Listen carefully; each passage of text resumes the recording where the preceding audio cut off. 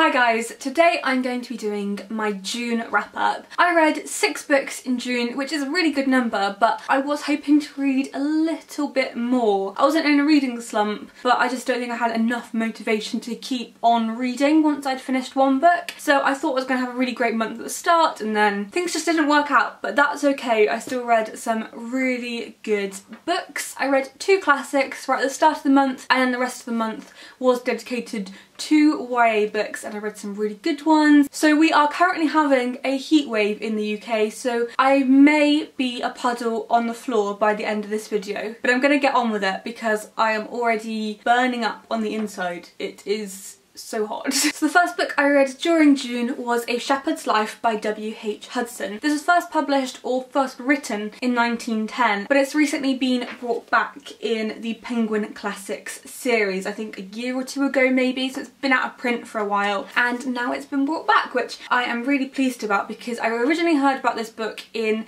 The Shepherd's Life by James Rebanks, and he talks about this as one of the books where he could really see himself in it, and I thought then that I would really enjoy it. It is set in Wiltshire, in and around Salisbury, and I live in Wiltshire. Not that end, but I'm quite familiar with the Wiltshire landscape and it's something that is very important to me, so it was interesting to read a nature writing style book set in a place that I was familiar with. A Shepherd's Life talks about the environment and the landscape in the context of a man called Isaac Borkham who is a shepherd, and it's all about his life's story really, and it talks about him, his father and his grandfather, so you get this really wide scale piece of shepherding history, which was really interesting to hear about the different customs during different times over really a period of 100 years. The parts I found particularly interesting were the bits where they talk about the riots when machinery was coming in and industrialisation, and the people weren't happy about it because it meant that you could lower their pay and things like that, and I didn't know a lot about that, and I particularly didn't know a lot about that in Wiltshire, so that was a really interesting thing to read about. But I think my favourite bits by far were the bits where W.H. Hudson laments on what might happen in the future, which is actually really sad because we live in a post-industrial society now where W.H. Hudson probably wouldn't be able to recognise this landscape from how it was when he was around because it's changed so much since. Maybe not on Salisbury Plain itself because a lot of areas are still protected, but in the wider area around Salisbury and the particular towns that he talks about, things are bound to be very different now. It's beautifully written and it's definitely a book that I'm going to go back to. It's another one of the ones where I've saved loads of pages by turning them over because I wanted to revisit those parts and they were particularly special to me or were very beautifully written. I really enjoyed it and it's a bit of a different classic. Actually, I think it's really important to read non-fiction and fiction when we're talking about particular eras. I gave this 4.5 stars and it was definitely one of my favourite books of the month. Then after that I read a memoir of Jane Austen by James Edward Austen Lee. Quite a mouthful to say. It is a memoir of Jane Austen's life written by Jane Austen's nephew. He was quite young when she died, but he still knew her personally and they were quite close, I suppose. He still knew her, which was an interesting biography to read. I find that those are the most interesting because we know so little about Jane Austen's life anyway, because if we find a source that we can trust, that really helps. There is so little known about Jane Austen. She was so private. All her letters were pretty much burnt when she died by her sister Cassandra. Yes, it was really interesting to read this, but I think the most interesting thing about it was to consider the biography in the sense that it was written at a time when Jane Austen's image was trying to be conserved, and so what the book does is really curate this image of Jane Austen as an ideal woman, a bit like Charlotte Bronte A Life by Elizabeth Gaskell, both trying and serve a purpose. So in terms of literary biography, you definitely have to take them with a pinch of salt, and it's fascinating to consider them as social constructions. It's not exactly what Jane Austen did, and there is so little information even in this book that a lot of it is bulked up with social context, which I did find really interesting, but you might want to find a more modern one. I'm going to read Lucy Worsley's biography and see how that compares. It was really interesting to find out more about her family and that side of it because I knew a lot about her, but maybe not so much about the rest of the family. It does mean though that next month I'm going to have to read some more Jane Austen because it just reminded me of how much I love her. I'm going to finish Mansfield Park because I'm halfway through, and then I think I should probably read Emma at some point too. So I really enjoyed this in terms of the value it holds as part of the literary biography canon, and I want to read more literary biographies around the Victorian Edwardian period now. So if there are any biographies of authors that were written around the time that they were alive or by people they knew, then leave them please in the comments because I would love some recommendations. Oh, I am excited about this next book. It is my favourite book of all time. It is Magus of Stoneworld by Kit Berry. This is my favourite book ever in the whole world, and I decided that this summer I was going to reread the whole series. So you're going to see the others crop up in next month's wrap up because I've already read 2 of them. I'm on the 4th book now and I'm really excited because I've only read the 5th book once and it's going to destroy my heart all over again like I did the first time. I still can't bear the pain of reading that book. It hurt me so much in the best way possible. So I have done a full video on this before, but just to let you in on the lowdown, this is set in a community called Stoneworld, which is cut off, it is self-sufficient, and the people are split into villagers and hall folk. The hall folk live at the hall, hence the name, and they are rich and they send their children there to be educated, and they are top of the feudal system basically. And then there are the villagers who do all the rough manual work. They are uneducated and quite simple people, and the main character Yule is a villager. A new girl called Sylvie comes for the first time ever. Normally outsiders aren't allowed into Stoneworld, but the Magus, who is the leader of the community, lets them in because he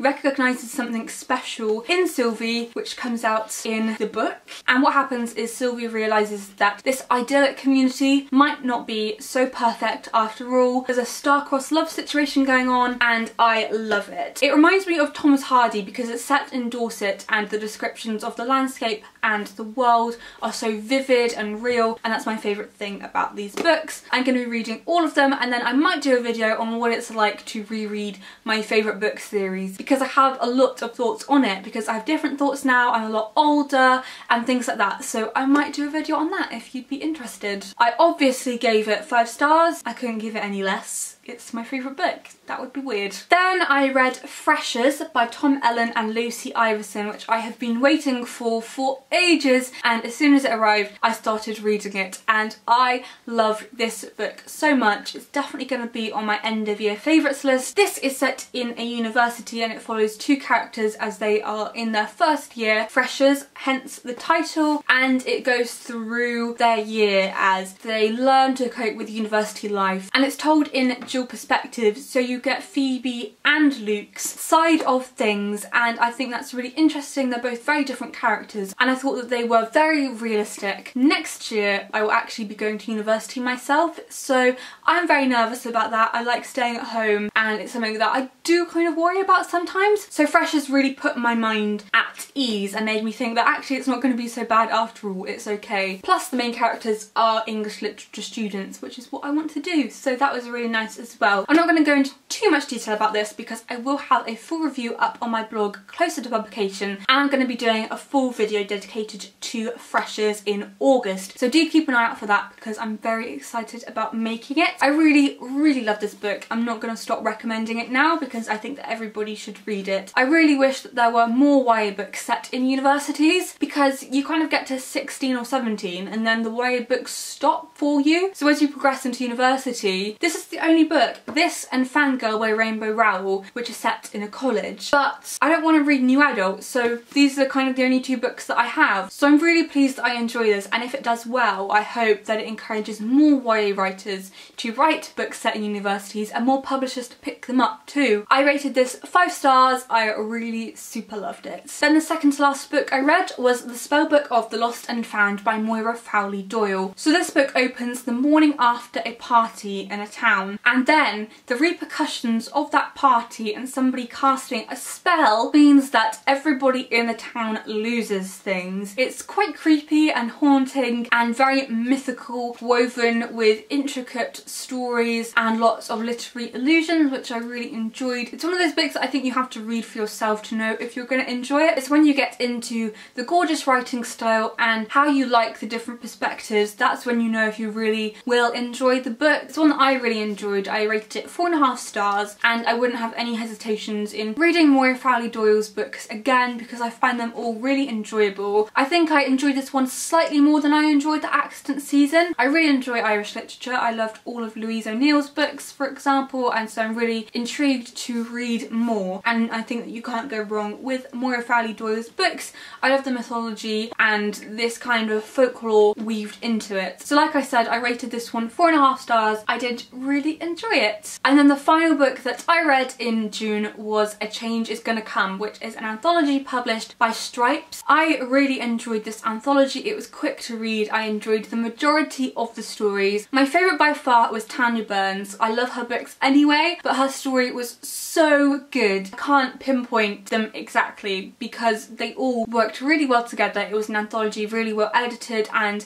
put together. I think the best thing about this anthology though is that 4 new authors were born out of it. They entered the competition with their short stories and then they were chosen to be featured in there. And I loved Aisha's story about a girl with OCD and how she structured it. That was really good as well. And also I need to mention that in the back there are trigger warnings for the different stories, which I thought was a brilliant inclusion, because then I could read it before and think, oh well, maybe I'll go easy on that story, or I'll put the correct support in place once I've read that, just in case it triggers me, because sometimes I can be triggered by certain things, and I think that's a really great thing that more publishers should do. I really don't see the problem with including trigger warnings. It doesn't spoil the story in any way. It just gives you a little, well, a warning to say, okay, there's something in here that you might be triggered by, and Stripes have really paid attention to this book, and it really does show. They also published I'll Be Home for Christmas, which came out last year at Christmas, and I did a bit of work on that at the time, and I really enjoyed that anthology too, and it's a really great way of showcasing our amazing UK YA writers who are the best.